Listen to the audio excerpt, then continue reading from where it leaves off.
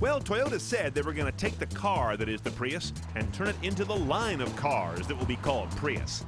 Let's see how they're doing as we drive the 2012 Prius V and check the tech.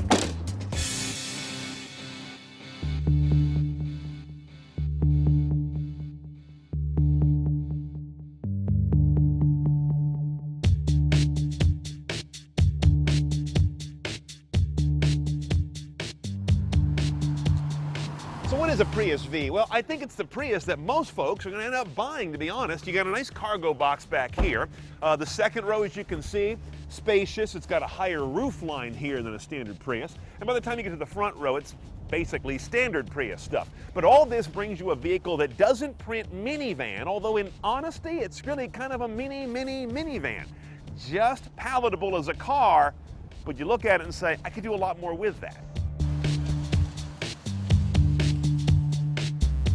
Now, once you're back up here in the cockpit, things are relatively familiar. We've seen this Toyota head unit before. This is the fancy one with the bigger screen. You can see we've got the upgraded JBL audio, more speakers, and more importantly, better amplification. This sort of eyebrow display is one of the most advanced in the business. You've got your power and charge indicator, digital speedometer, and then, of course, various sorts of MPG and other indications.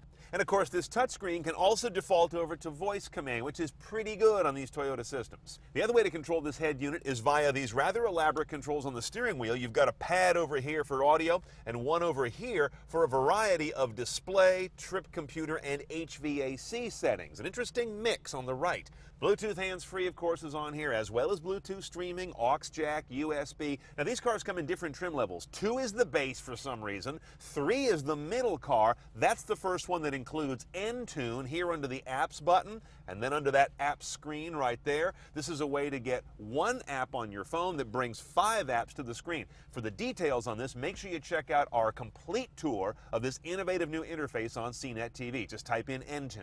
And the Level 3 car also brings in navigation based on a hard drive, and it also brings you satellite radio, HD radio, and HD radio iTunes tagging. Now you see we've got a nav screen here, a color screen. Not every Prius V has that. You got to step up to the top 2 trim levels for that, but they all have an LCD for controlling vehicle functions. And of course, there's the Level 5 car, which is the top. Yeah, I know, they skipped a couple numbers. That gets you this dual panoramic, but fixed glass roof. All it has are shades that move. Now that Level 5 adds almost $3,000 to the Level 3 car. And then on top of that, we have an advanced technology package. That brings us the JBL high-end audio, a split-screen nav system with a bigger LCD, and all Prii go through this little dainty, goofy, little bejeweled knob right here. Reverse, neutral, drive. Brake is extra regen for the battery, and park is a separate button up here. Then you've got 3 drive mode buttons here. EV makes it run electric all the time as much as it can. Eco makes it do the least fuel consumption possible, and then power moves it into the performance range, blending both sources for the best response under throttle. All right, now all Prius Vs, like all Prii, have this Toyota Hybrid Synergy drive motor powertrain combination. It's the big dog in the electrified car business. Now it's a 1.8-liter side saddle lean burn Atkinson Cycle 4 coupled with an electric motor. 134 horse, 105 foot-pounds of torque, then add 80 more horsepower from the electric motor and another 153 foot-pounds from that same motor for some good numbers.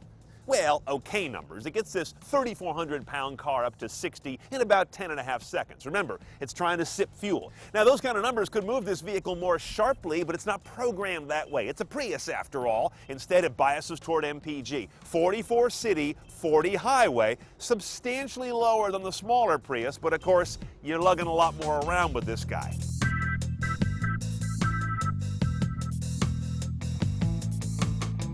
All right, the Prius driving experience, as you can imagine, is very familiar in this vehicle, although I find the ride's a little nicer. I think it's got a couple hundred more pounds on the hoof, dampens things out. But all the noises it makes and the responsiveness you get are pure Prius. Visibility is really good, though, because you got a higher greenhouse, a little bigger notch in the back where you're looking at. It's just a little more pleasant car to drive all around. The other thing I note driving any Prius of the current model year is Toyota's done a really good job of handling these power modes and getting them to operate in ways, each one of them, that is kind of grown up and refined. They aren't too silly. They don't have herky jerkiness to them when you're in the power mode or the EV mode. Everything kind of falls over very elegantly from one motor stage to another. They've done a very good job on this. Okay, here's the pricing on a Prius V, and here's how I'd play it. The base ride, the level 2 car, is $26,400. It's a little too Spartan, though. Go to the level 3, that rolls in Entune and some navigation. Now you got a great tech package without going broke. This guy's like $37, because it's a level 5, has all the tech. That's getting a little too steep for me.